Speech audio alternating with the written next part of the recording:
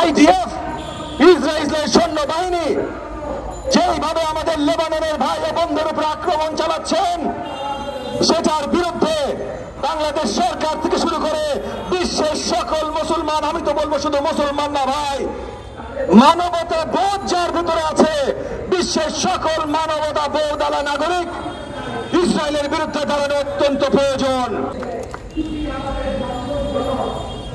গতকাল অনেকগুলো ঘটনা ঘটে গেছে। আমাদের গার্মেন্টস শ্রমিক ভাই ও বোনেরা তারা আন্দোলনরত ছিলেন, সেই আন্দোলনকে দমন করতে যেয়ে একজন নিহত হয়েছেন, অনেকে আহত হয়েছেন। সরকার যখন দায়িত্বে থাকবে, সেটা আমার সরকার হোক, বিরোধী অন্য কোন দলের সরকার হোক বা কোন নির্দলীয় সরকার হোক, প্রত্যেকটা দায়িত্ব সরকারকে নিতে হবে। আমি বিশ্বাস করি গতকাল আমার গার্মেন্টস শ্রমিকদের ভাই ও বোনদের সাথে যে ঘটনা ঘটে গেছে, এইখানে আওয়ামী দোসররা উস্কানি দিয়েছে। কিন্তু এই যে আওয়ামী দোসররা উস্কানি দিয়েছে, এই উস্কানির বিরুদ্ধে সরকারি বাহিনীদের কোনো পদক্ষেপ ছিল না কেন? এইটার উত্তর দিতে হবে। একই সাথে গতকাল মাননীয় প্রধান উপদেষ্টার বাসভবন ঘেরাও করা হয়েছে। ইতিমধ্যে আজকে এই ফোরামে আলোচনা উঠেছে যে এখানে আওয়ামী দোসররা জড়িত ছিল, তারা উস্কানি দিয়েছে।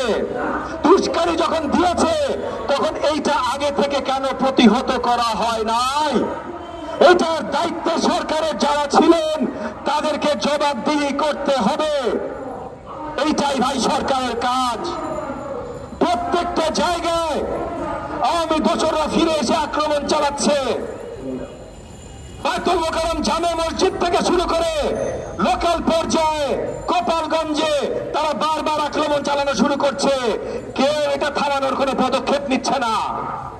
শুধু আক্রমণ না, অর্থনৈতিক পর্যায়ে, ব্যবসায়িক পর্যায়ে আবার নতুন করে তারা লুটতরাজ শুরু করেছে।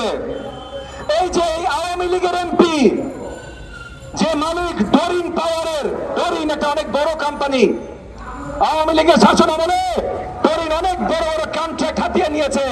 এই যে রিটেল পাওয়ার প্ল্যান্ট অনেকগুলো হাতিয়ে নিয়েছে। গত কয়েকদিন ধরে আমরা খবরে জানতে পাচ্ছি যে ডরিন পাওয়ার প্ল্যান্ট সরকারের কাছ থেকে টাকা তো নিয়েই যাচ্ছে, কিন্তু যেহেতু তারা এই সরকারের দোষর ছিল এবং এখন পলাতক, সেই পাওয়ার প্ল্যান্ট গুলো থেকে এখন তারা মেশিনারি লুকিয়ে লুকিয়ে বিক্রি করা শুরু করে দিয়েছে। কোন জায়গায় আওয়ামী দুষ্কৃতিকারীদের দুঃশাসনের কাজবাজ, লুটপাট এখনো শেষ হয় নাই। শেষ কেন হচ্ছে না, এইটার জবাব সরকারকে দিতে হবে। সরকার 6টা নতুন কমিশন গঠন করেছে, আমরা সাধুবাদ জানিয়েছি। আরো আগে গঠন করা উচিত ছিল, তবুও দেরি হলেও গঠন করেছে, আমরা সাধুবাদ জানিয়েছি।